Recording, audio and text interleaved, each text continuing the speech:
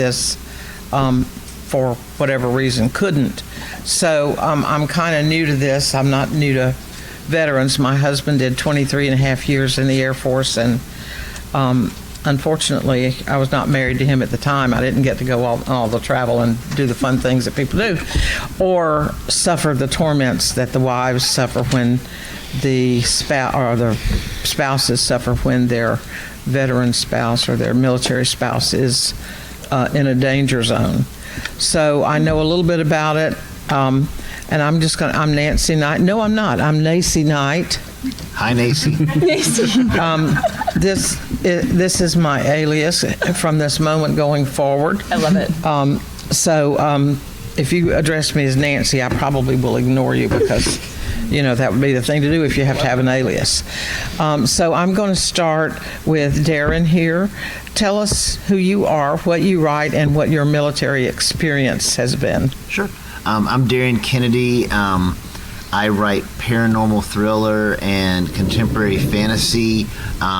My military experience is that the United States Army and the U.S. government paid for all of my college and all of my medical school, and then I spent 8 years being an Army physician. I was at Fort Hood for 2 years as the flight surgeon for 110 Cavalry, and basically that means I got up really early, did sit call for my unit, and then drove to a second place and did sit call for the pilots and helicopter techs and everything, and then did flight physicals all day, and then did procedures all day Friday.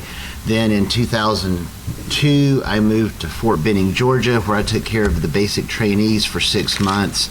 Then I deployed to Iraq for a year and took care of the 101st Airborne as part of a battalion level medical unit. And then I came back, and from 2004 to 2008 was at Martin Army Community Hospital at Fort Benning, Georgia, where I trained the next generation of Army family medicine doctors and took care of patients and learned how to do vasectomies. As one does. As one does. Oddly specific. Hi, I'm Melissa Olthoff. I write sci-fi and fantasy, and I sneak in romance, not that kind, because I write what I love to read. I was a Air Force officer. I started out as a pilot trainee, made it about halfway through undergraduate pilot training before my ear said, no, we're not doing this. I was cross-trained in airfield operations, where I got to be a certified air traffic controller with zero time to play with traffic. Airfield manager, where I got to spend very little time on the airfield, which is the second most important thing on an Air Force base, the first being the golf course. And mostly dealt with about 100 18 to 21-year-olds and all of the alcohol incidents that came with them. I also got to spend a lovely summer vacation in Iraq. The weather was delightful. When it dropped to 85 degrees, I was really cold. For real? Yeah, it was real cold. We were all in sweats. And I am also married to a former F-15E fighter pilot, and so I've got to experience both the active duty side and the spouse side of deployments. So fun times. My name's Jason Cordova. I write mostly military science fiction and fantasy, a little bit of urban fantasy and horror once in a while. I was in the Navy from 96 to 2000, worked a lot with ONI, Office of Naval Intelligence. I'm a cryptologist. Mostly I prepared the United States military for Y2K. Got out in 2000 and been writing ever since. Hi, I'm Rachel A. Brune, and my current writing project is the Anti-Fascist Secret Agent Werewolf series, the Rick Keller Project for Falstaff Books, where I'm also the senior editor for Falstaff Dread, because military and horror, we just go together like peanut butter and jelly, right? So my military background, I joined the Army Reserve after 9/11. I joined as a 46th Quebec, which I'm not even sure is the alphanumeric designator for a military journalist and public affairs specialist. I went from the reserves to active duty, did a reserve deployment, did an active duty deployment, said, this is fun, but they could pay me more. So I did a ROTC, went to the dark side, yes, and then spent the next 15 years as a military police officer, did some law enforcement on Fort Hood. That was super fun. Right? And then at the end of my career, I went back into the reserve. So I tell people my Army career is kind of like a Pokemon. You got to catch them all the ranks, all the jobs, all that. And then there was one last one that I had to catch, and that was the military spouse one. I am also married to a retired Army officer, and we now live in Maryland, and are, that's kind of where we're at.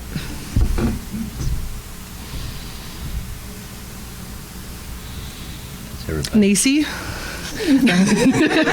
Your turn, Nacy. Thank you.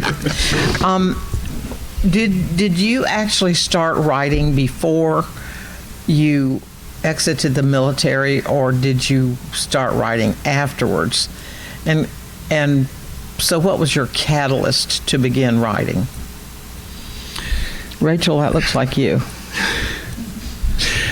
I've been writing for a long time, but the military to this day remains my most lucrative writing gig, because they paid me like full-time, room and board, healthcare, all the perks to go and write the military story. So as a military journalist, I really got a chance to, because I'd written before, I'd gone to college, I'd gone to film school, I'd written a bunch of screenplays, but the Army was where I really learned how to capture a character in like 2 sentences or less, and possibly a pull quote. And so that, I think, really was where I started to learn how to do the sort of writing I'm doing now. I didn't really start writing. Well, I wrote in high school, but that wasn't my goal. My goal was to be a professional baseball player. But I started writing after the military because we discovered it was very hard to find psychologists within the military who had the clearance level to talk about the things I needed to talk about. So one of them actually recommended journaling, but vague journalism. And they suggested, why don't you write it as a fictional journal of somebody else who's going through something similar with you? And because of that allowed me to work out a lot of the issues I was having. And then I discovered I actually was halfway not horrible at this. And it just kind of spiraled from there. I'm okay. I'm okay. I say this as his co-author. So I wrote a little bit in high school, mostly because I was really bored in class and I needed some way to not draw the attention of the teacher, and that definitely carried over to the Air Force. When I was about halfway through pilot training, when my ears said, no, we're not doing this, I was put on med hold before they figured out what was really going on. So I was put in the ops group commander's front office as a baby lieutenant. I had to look like I was busy, and there's only so many times you can read the regs or look at your email. You can't just sit there. So I started writing the story that had been bouncing around in my head for years. No, it will never be published. It's terrible. Then I wrote 2 more in that, and I'm like, I need to figure out what the heck I'm doing here. But I definitely started while I was still active duty as a way to look like I was busy and not get tasked with more stash lieutenant duties than I wanted to have. I think I wrote a few short stories in high school that were, I think one of them was basically like a 35-page version of the Sword of Shannara or something like that. I got an A on it. I think it was just because I tried really, really hard. I think it was more the literal A for effort, if you want to know. And then a few other things, but none of that was any good. And then you leave high school, you do college, and you're trying to do well enough to get into medical school because you're going to owe the Army 8 years. And so I was like, I think I want to have something that I can do whenever I am no longer in the Army. So I'm going to go for med school. And then during med school, you're studying really hard, so there's not much time to write. Then you're in residency, there's not very much time to write. And then all of a sudden you're a brand new, captain in the Army, and you're taking care of people starting at 5 a.m., so there's not much time to write. So literally, it wasn't until I landed in Iraq in 2003, and I always say that deployment is long periods of boredom punctuated by short periods of terror. And during the long periods of boredom, you have to find something to do. I was living with the dentist in our medical unit, so it was me, the dental tech, and the dentist, and he had a Panasonic Toughbook laptop that he would use to look at all the dental x-rays. So when he wasn't using it for that, or all of our medics weren't using it to email home, I went into Mosul and bought a thumb drive and wrote the first half of Pawn's Gambit while I was in Iraq in 2003. So you were the one who downloaded all that malware and got us kicked off of the thumb drive from buying from the market. It was you. I guess it's my fault. No, it was a brand new thumb drive. The only person who ever touched it was me. I swear. That's the story that we're going to stick That's with. the story I'm sticking with. Yeah, never deviate. Once you say it, never deviate. If you do, people go, I knew that guy was lying. Actually, the people on this panel all lie for a living, so how do we know what they're saying is true today? Creative interpretation. Just saying. Just saying. Whatever, Macy. I love that. Thank you. I love you. So, my next question was going to be, do you write military fiction? But I'll kind of massage that a little bit. So, if you write military fiction, which I think all of you have said you do in some way, how did your time in service influence that? And do you have? Well, I'll save that for next. How does your career in the military influence your writing? I started first last Okay, I'll time. start. So when I'm writing, a lot of things that people when they read and they have expectations of military fiction, like because of the movies, they see the older men and the older women in combat. But if you look at traditionally, you see most of the people who served are 18 to 21 at most. Yep. And the relationships that form when you're 18, 21 are different than when you're 25 to 30. So one of the things I learned and I put into my writing is how the relationships build between the young soldiers, the younger sailors, and how they interact and just do their jobs, which is different than an older adult. So I was able to pull a lot of what I saw when I was in the Navy and into that, and also rank structure, because I'm lazy. I'd rather just borrow from what we already have than create something really radical and completely new, because that's way more work and I'm going to forget half of it by the second book. So 2 things that I tend to use is my background with being a pilot. I know just enough to be dangerous. Fortunately, I can go to my husband, who is also a sci-fi nerd, and I can be like, all right, here's what I want to do. This is what I want to have happen in this scene. I need an EP, emergency procedure, that will accomplish this. Help. So he is my secret weapon. So He has been a godsend for our book. we probably should have dedicated it to him. Probably should have dedicated The it to next him. one. Next one. Got it. So it is, again, I haven't done everything in the military. I was very much a jack of all trades, but I use my resources. Hey, Jason, how does Navy stuff work? So I pull from my military friends, because the power of friendship is a thing. But I do love writing dropship pilots, because my dropship pilots will live, most of them. Most of them. I got a little upset with the Four Horsemen universe, because all those dropship pilots kept dying. I'm like, I'm going to write a whole story from the POV of dropship pilot who lives. Mm-hmm. Radical, I know. The other thing I tend to add is the banter, the dark humor, the so to speak, that's what she said. Because that's what we do. If we don't have dark humor, it's either laugh or cry sometimes. So I really like adding that part in, because it was so key to getting through what we did. The Venn diagram of military and medical for dark humor crosses almost. It's just a full circle, right? It's just a circle. This is just a circle. Type as a construct. A lot of people have asked me, especially when I started writing, they're like, "Are you writing military?" And I was like, "No." And, "Oh, you're writing medical." I'm like, "No." I think that the military stuff and the medical stuff in mine is clearly informed by someone who does it, but my stuff is sort of just fantasy. But when my people get banged up, I always try to figure out what actually medically happened to them, so that they're suffering the right way. I may have a magical healer that can fix them, but until their broken leg is fixed, I know what happens with people with broken legs, because I've treated a lot of them. So not really anything military per se, but I mean, there's combat, there's injuries, and there's things of that nature. So I'd say it's more informed, but not necessarily the subject matter. With that, Nice. So when I first started creative writing, after I kind of made the leap to the dark side and was trying to figure out what I wanted to do creatively to keep myself from going completely insane, I was intentionally leaning into the military And because I was in the military, for me, it just didn't work out. Like with my writing, it was too much of what I was already doing. So I just kind of dropped it and just started writing whatever popped into my head. And then maybe a couple years later, as I started to get short stories published, as I started to start working on some longer projects, I realized that when I stepped away from it, a lot of the stuff from the military started seeping back in.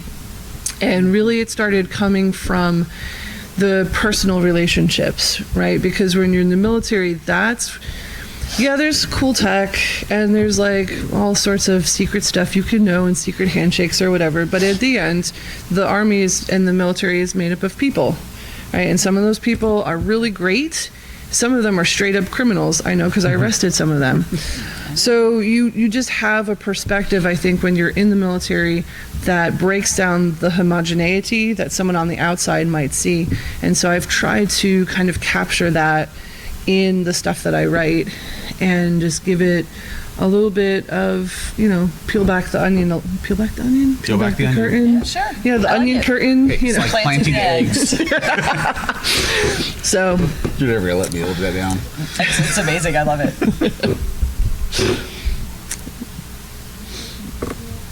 Did any of you ever, or did all of you ever serve in a combat zone?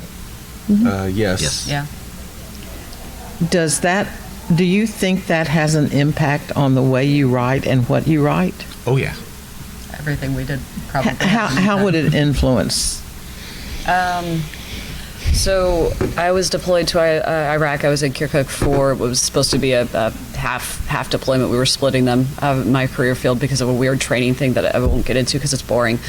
I ended up being there for almost 5 months, which was fine. I got a lot of time to work out, and I came back in the best shape of my life. It was great. Same. All right.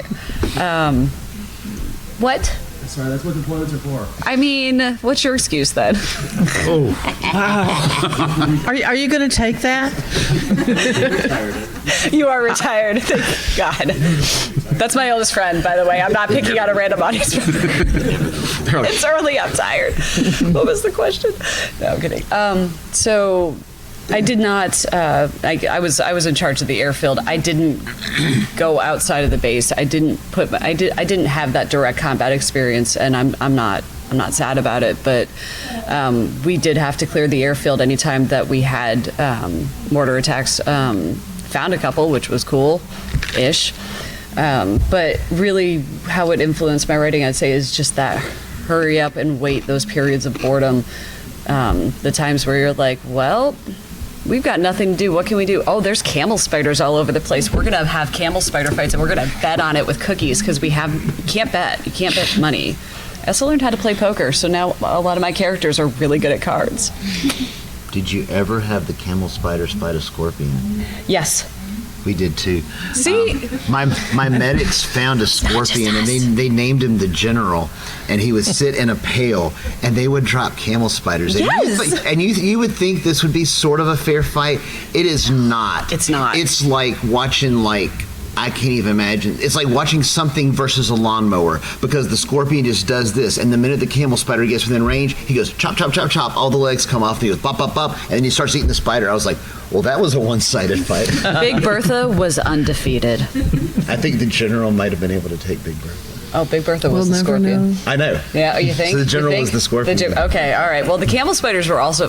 Sorry. So this is what we do when we get bored. And I finally found somebody else who knows that camel spider fights and scorpion fights were a thing, because I mean, I would put my airmen to work building like picnic tables and stuff for our little. We had a tree fort outside of our tower.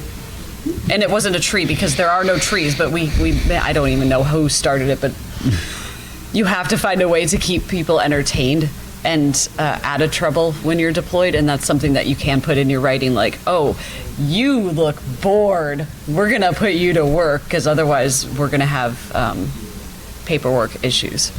So, camel spider fights. Heck yes. Totally did it. I think I have a question for the two of you. Do you ever, if you wrote about that, did you get letters from the Humane Society talking about how cruel you are putting the spiders in with the scorpions. I would write I back hope and not, say, I 'cause I have that guarantee you in a swatted a spider in your house this week. Right? Leave me alone. I actually did reference it in one of my short stories, a character that had been prior military, and I could not resist putting the camel spider fights in the book. I was just going to say on your original question that I think that you can really understand dread if you've been in a combat zone, because I specifically remember we were the 101st whenever we crossed the berm from Kuwait into Iraq, and I remember the line that I remember someone said to me, it was like something out of a movie. They came and they said, we all gathered up, and they goes, "We think they're over there." And I just remember thinking, that's the information that we're getting. The best information that we're getting is, we think they're over there. And I was like, that is ominous. And so I think whenever you've experienced that, and you try to writing dread and the oncoming whatever, you can tap into that and remember what that felt like. Yeah, I felt that. Damn. So it was interesting because my first 2 deployments were very different from the second 2 times that I went overseas. My first deployment was with a military police brigade as their brigade journalist, and then the second one I was there with a logistics brigade as their brigade journalist. And so my daily routine, I didn't really have one, but I would be driving around, finding people who were doing something that I could write a story on. And honestly, at this point, I could write a story on anything. Are you guys having gladiator fights between camel spiders and scorpions? I could write that up. It would be a fantastic article. I would take photos. It'd be great. But for me, doing that meant that I got exposed to just this huge cross-section of the military, because I would write the stories for our units. Maybe we had a logistics unit that was doing heavy drops. Maybe we had an MP unit that was standing up a new prison, working with the Iraqis as our partners. And I would just go and I would talk to people, and they would tell me stuff, because I tend to just be like fading into the background, and everybody wants to talk about themselves, right? So I just be like, so tell me a little bit about yourself, and then a half hour later I've got my whole story, and then I'd get a commander visiting me. Could you not put that in there? And be like, all right, because I was a military journalist, not a civilian journalist. Mm-hmm. So when the general comes and was like, hey, let's not talk about that, I'd be like, well, all right, I mean, you're the general. But there was some times where, and I've started putting this more intentionally in my writing, where you have a situation where you go on, for instance, we went on a helicopter ride. It was Army aviation, but still helicopters. And we were flying in northern Iraq over the Habur Gate area. So if anybody's ever, it was very briefly in the news because I think it was destroyed at some point by the either ISIS or one of the affiliated groups.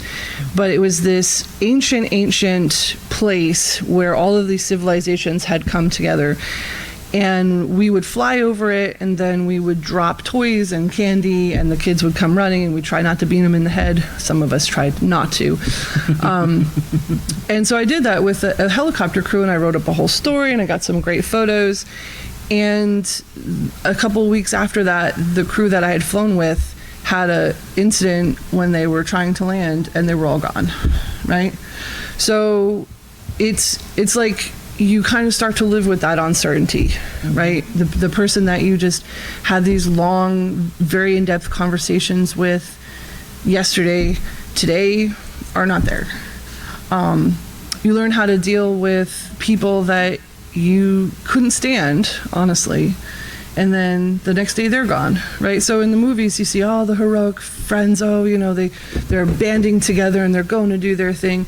Well, what happens when we're like, man, I wish you would die, and then the person dies, right? So there's all sorts of, like I said, that human element that from having the access to all of these MOSs, all of these people from all different walks of life, each one of which would break the normal Hollywood stereotype of who joins the Army and who serves, because Army was the majority of where I spent my time.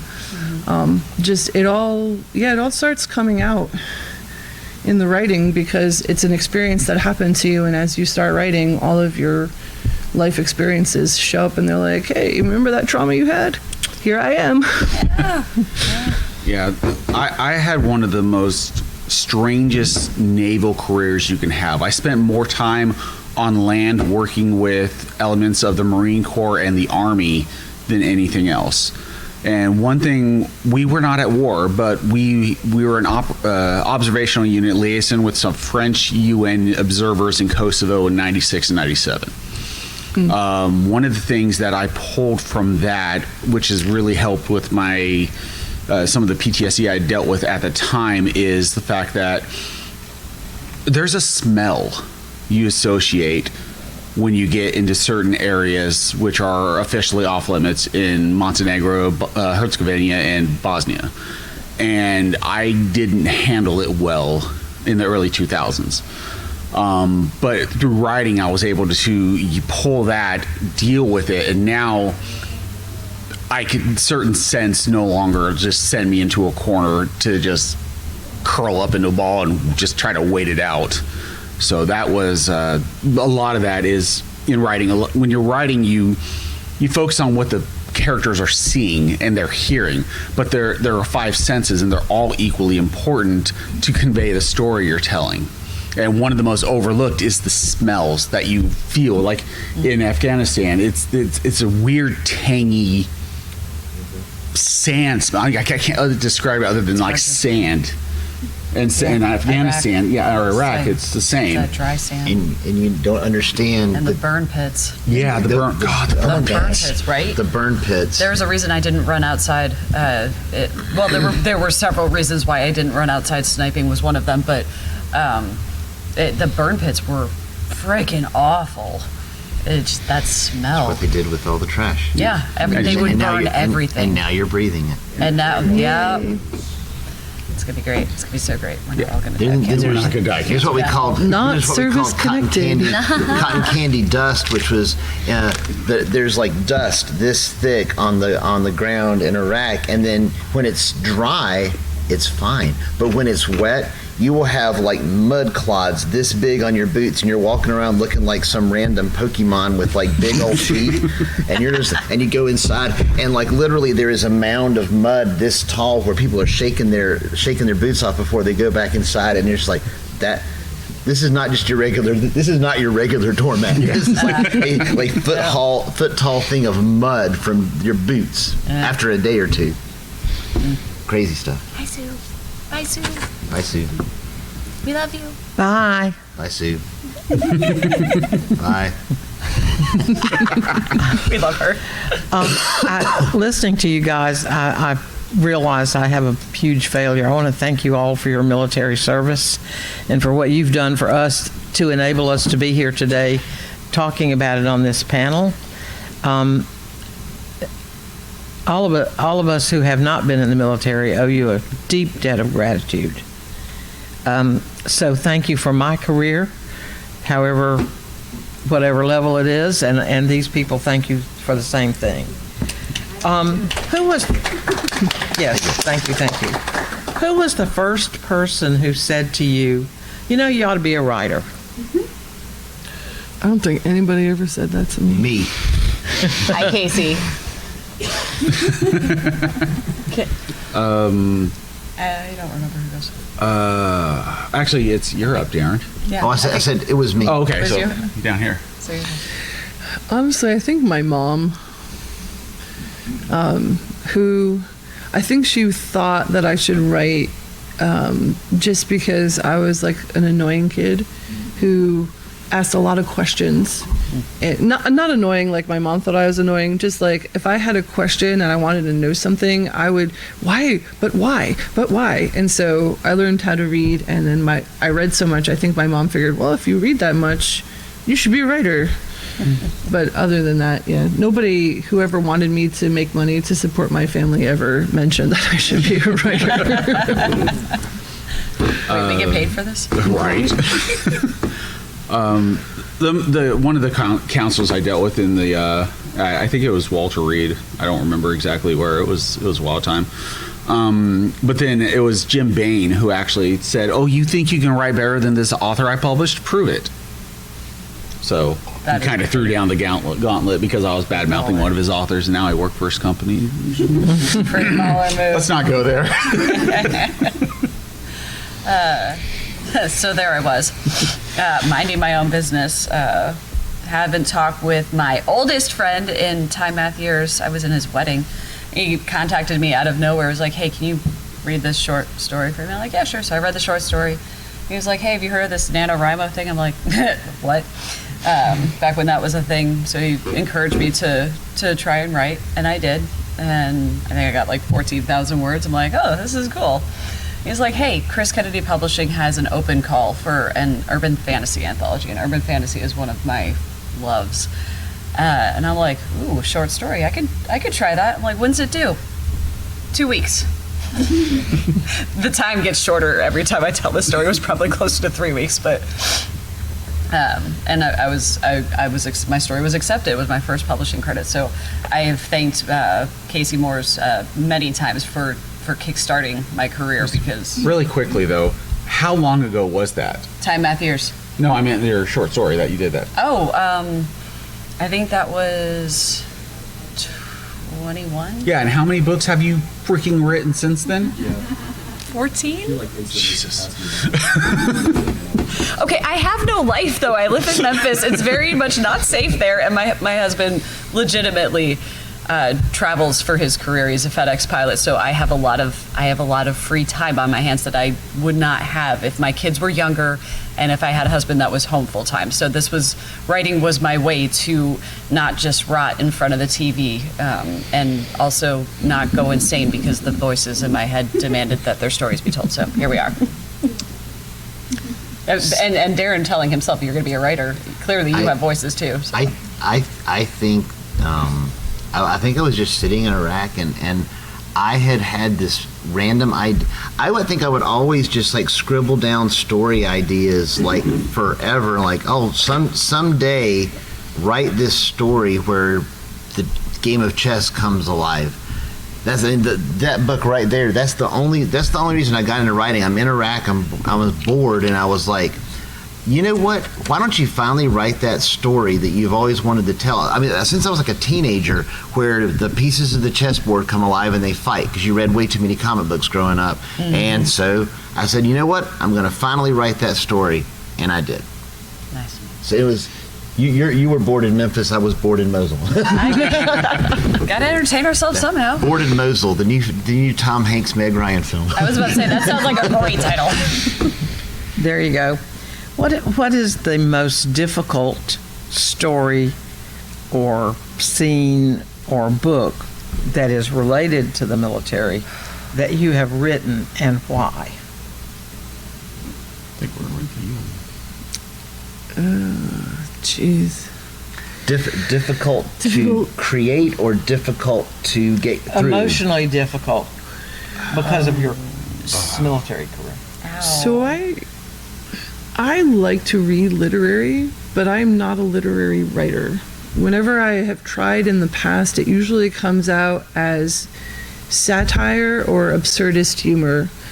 But I have written one literary piece that was published in ODark 30 when they were doing a women veterans focus issue. That's the literary journal of the Military Writers Guild, I think. And that was based on a lot of stuff that had happened it was either happening to me or it happened to friends. And I just sat down and wrote it, and I've not wanted to read it ever since. And when people react to my stuff, that tends to be one of the stories that I think is probably one of the most intense ones that I've written. And nobody will read it because it's literary and appeared in a literary magazine, and honestly, I'm kind of fine with that. This is actually something I haven't admitted to my co-author, but I can't read the scene in our book that's coming out in January about the fall of Bronze Raven 1. I cannot read that scene. I tried, and I didn't edit it, and I'm really sorry. I lied to you. I said, oh, yeah, it looks great. Yeah, it's fine. I didn't read it. I got to the beginning, and then other than the some of the dialogue, I couldn't read it. So I apologize. I lied to you. Make me cry. That was a tough scene to write, but the hardest scene that I have ever written actually wasn't a combat scene. We kill a lot of characters. It's if we're writing a military type story where there is war, you can't keep all your babies alive. But the hardest scene I ever wrote was it hasn't been published yet. You read it. I don't know if you got to that point yet, but a character decided that he did not want to be here anymore. Oh, I know exactly what you're talking about. Yep, and I'm right. talking vaguely to avoid spoilers, but writing that scene was incredibly difficult because I have had friends who did not want to be here anymore. And then this asshole told me I needed to go and punch it up and make it worse. You did. I'm sorry. It did. The scene needed it, but it was really hard, and I cannot read through that scene without bawling. And I know I'm going to have to go through about 8 edits on it, but suicide awareness is a huge thing that we deal with as veterans. You'll see the campaigns going around, like, the 22 push-ups a day, like, challenged, like, for the amount of veterans that commit suicide a day. So mental health and support and having that network as a veteran it's really important, and that was a tough scene to write. The story needed it, but it was not fun. It's not military at all, but I can't think about the end of that book. You can't what? I can't think about the end of that book. Okay. What was the easiest scene you ever wrote that you had the most fun with that was related to? I like the order you did this in. This is good. This is good. Yes, we didn't want to end on the devil. So Welcome to Dragon Con. I hope you're having a great day. So I'll start on that one. When I finally got in the chess series, when I was going to start writing it, it was going to be 1 book, not 3, and it was going to be collect all the chess pieces and then have them all have the big fight.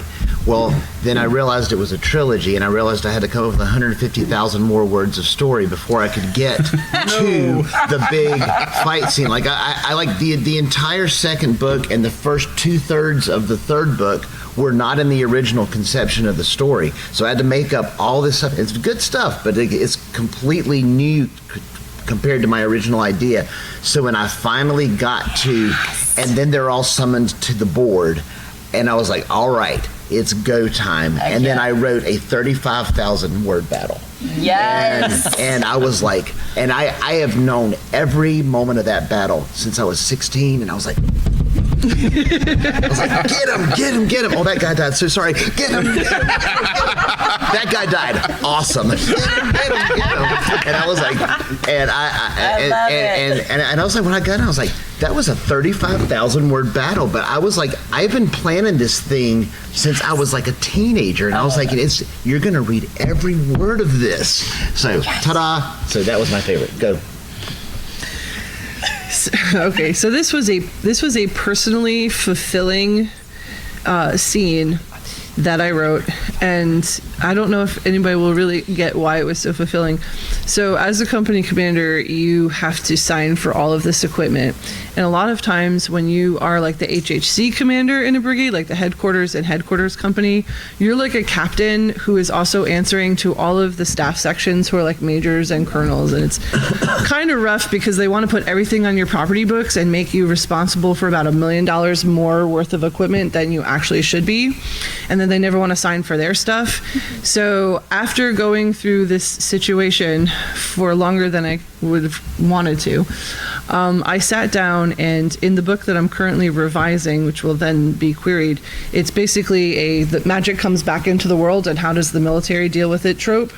And so one of my characters is a supply sergeant, and whatever they need, if it's in the Army catalog, if it's in the DoD catalog, they can order it and it shows up the next day and it automatically gets added to their MTO. So it's like, not only do you get what you need, but it's also, you're supposed to have it so you don't have to give it to anybody else. Clearly fiction. Clearly fiction. And there's a scene where the other, like the special people, like those special people, they come and they try to pressure the supply sergeant to get them stuff. And the company commander is able to come in, put an end to it, and then get all the stuff that they need for their company. I was like, this is total wish fulfillment. It will never happen. But boy, it was so fun to write. Can I just tap on that? The funniest thing that I think any Army person ever said to me was, we were in Iraq and it was me and another captain, and we went in and we visited the dentist in Mosul, and we walked in. He had not one, he had 2 air conditioner window units in his thing, and we were just kind of like, sir, how did you do that? He goes, 03 plus 03 does not equal 06.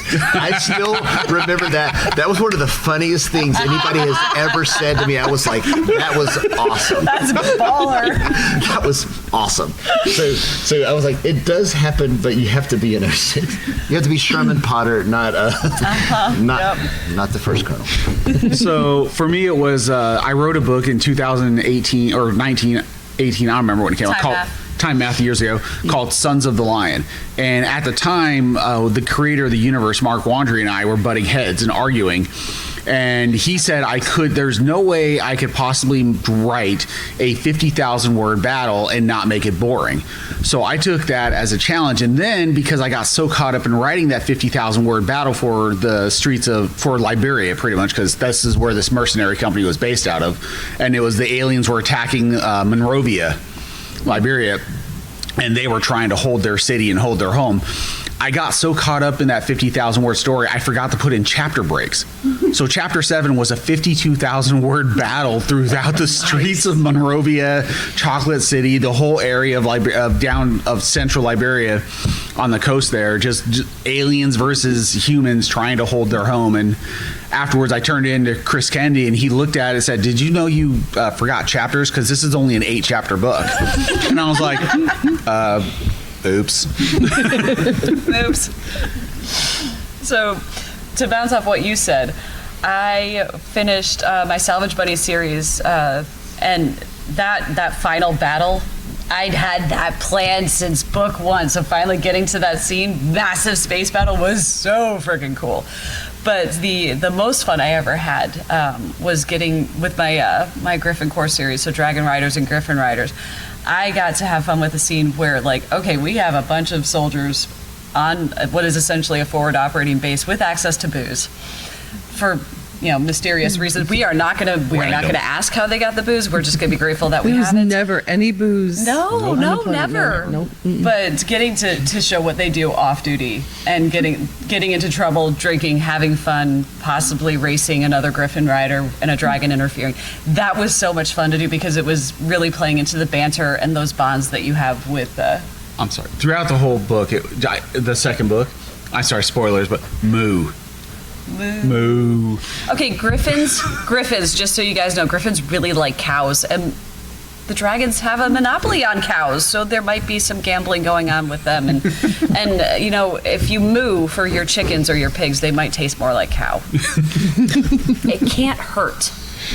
So, now, getting to write that, getting to lead into the bantering and the camaraderie was a lot of fun to do, especially with all of the other dark scenes in that book, getting to have those bright spots. We have maybe about 10 minutes left now. So does anybody have a question? No? Do you have samba music we could like dance? We could do soda pop. Sorry, we're a little obsessed with K-pop Demon Hunter. Just a little. It's so good. All right, well, let me continue on here. Oh, you do? Thank you. You're my savior. Pretty close. Are there any like organizations, like Science Fiction Writers of America? Are there any like Veteran Writers of America or anything like that you're all a part of or could recommend? Chris Kennedy. If there is, and anybody finds out, let us know. Because That's actually a good idea. There is the Military Writers Guild. They have more of a focus on like war poetry and literary. I've been trying to nudge them and be like, yo, speculative fiction is where people are actually interacting with military narratives. Eventually I'll be successful, but that's a whole like you don't end side. up in charge of it. I've decided to never interact with them again. Never. You'll be in charge. Listen, The good idea person, the good idea fairies That always sounds like a great idea. no, You should- stab. You should But be yeah, in charge of they're Military Writers Guild. Some really fantastic people. If people are like to know about military strategy, they have a series of nonfiction anthologies that examine strategy from the point. Like there's one from the point of view of Star Wars, and then there's one I think it's just straight up speculative fiction. You can find them on LinkedIn mostly, and I think Facebook. But yeah, Military Writers Guild. It could be a place to start. I think that's a case of your idea, your job. I have too many. Technically, it was his idea. That's right. Yes, sir. You are now in charge. Delegation is a key skill of an officer. Hi. That's right. We'll all be contacting you later to figure out how to join. Thank you. Provide some mentorships and then qualify. Excellent. None Okay. of us know what we're doing. We're all making it up. It's fine. Somebody else have a question? All right. If you're writing fiction, okay, Steve.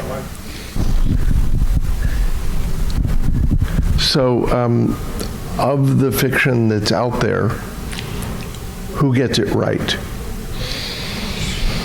David Weber. Drake. I was going to say David Drake. David. The Davids. The Davids. John Stakely did a very good job in Armor, talking about how the PTSD affects the soldiers who drop consistently over and over and over. I highly recommend Armor just for that element. There's certain elements I'm not a fan of in the book, but the way he describes how they're dealing with the constant combat, being recycled, thrown into the grill, and just constantly coming back was pretty spot on.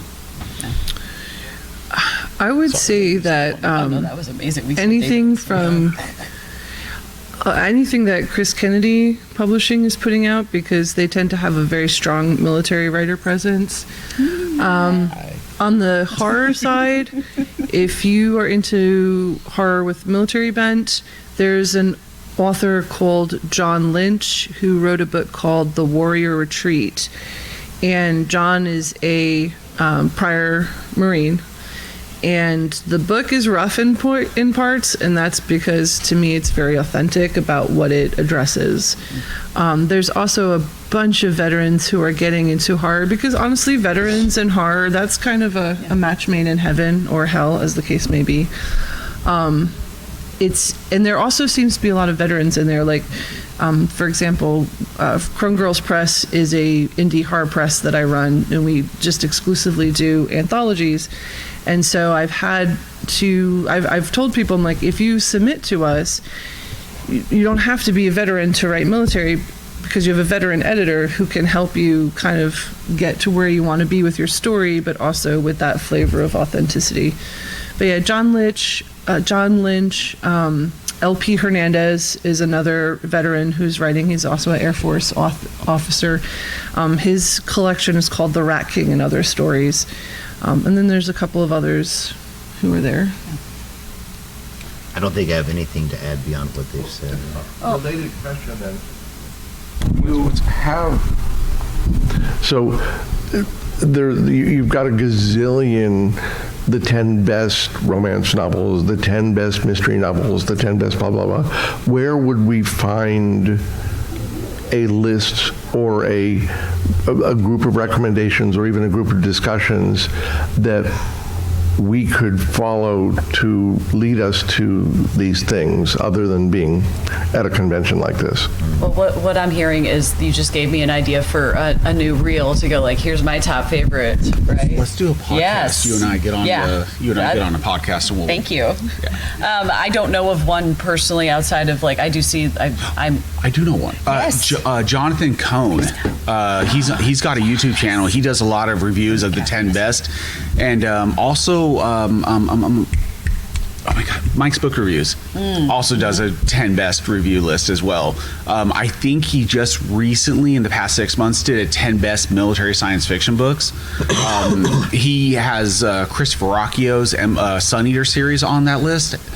I don't know why. I don't actually think that's more space opera, because Christopher likes sword fighting in the future. I love it. But it's a fantastic series. Stabby stabs will always have a place. But there are lots of book lists on YouTube. The problem is finding the right military science fiction ones, or even just regular science fiction ones. But Jonathan Cohn, I know he has a list that he's done in the past, and it's Koan. Sorry. So, are there any other questions? Yes. Okay, so it's been my military experience that most people understand the rivalry between the Army and the Marine Corps, or the Army and the Navy, and things like that. But they don't seem to understand that even within those branches, you have other rivalries between other units, or even between MOSs. Mm-hmm. So have any of you actually taken some of those rivalries and put them into your writing in order to enhance the story further? Oh, yeah. Operations and comms hate each other in the Navy. They hate each other. They'll say, oh no, we're all one big happy family. No, they hate each other because ops is always screwing up what comms is trying to do, and comms never passes the messages on time to ops, so everything gets screwed up. Sorry, I got it. Yeah, no, like putting those rivalries in is fun. That's the fun side of writing mil sci-fi or mil fantasy, is like, oh yeah, we're so much better than them. Oh we my made God. ops and comm officers be roommates. Oh yeah, we did. It was fun. So yes, we put those kind of rivalries in, and sometimes it's also fun to play with like the not so fun rivalries. Like as a medically disqualified pilot, I went from being like, oh, you're one of us, to, oh yeah, no, we don't. We're going to give you the crap jobs now while we wait for your reassignment, because... Or how everybody picks on the deck apes, non-designated seamen in the Navy, Yep. but they're the ones who make sure your ship stays afloat. Yep. But nobody likes them because they're just cast off. You're not even good enough to get a real rating in the Navy. You're non-designated. Just go chip paint. So you have everything from like the fun rivalries, which is, all the services kind of gang up on each other, and every one of us gangs up on the Coast Guard. Oh, yeah.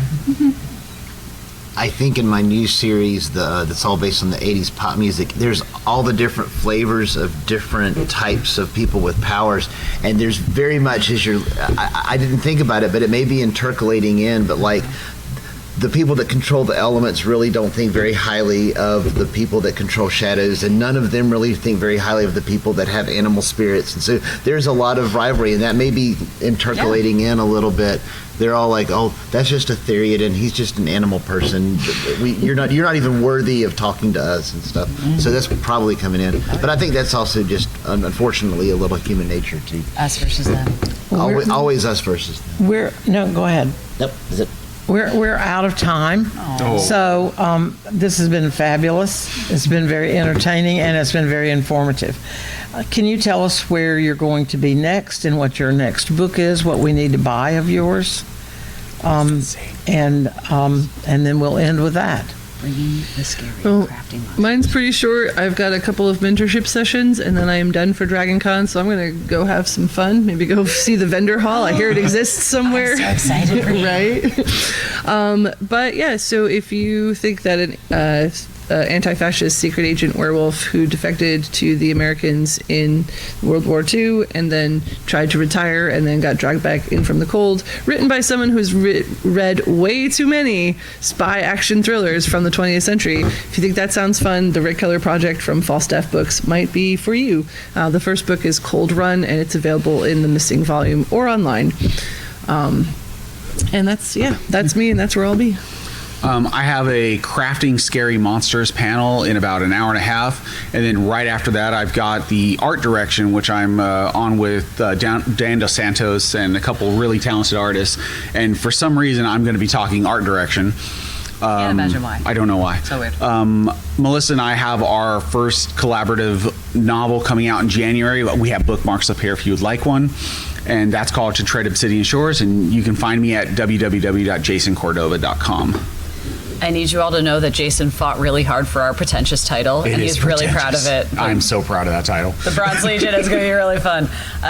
So you can find me at melissaolthoff.com. You can find me on all the socials, and in person today, you can find me at 1 p.m. I'll be back probably over in that room talking about Pern with Marisa Wolf, Casey Zell, and Jody Lynn Nye, and it's going to be amazing. Oh, no one's going to be at my panel now. Thanks. The reason I joined the Air Force was because I couldn't actually be a Green Dragon rider.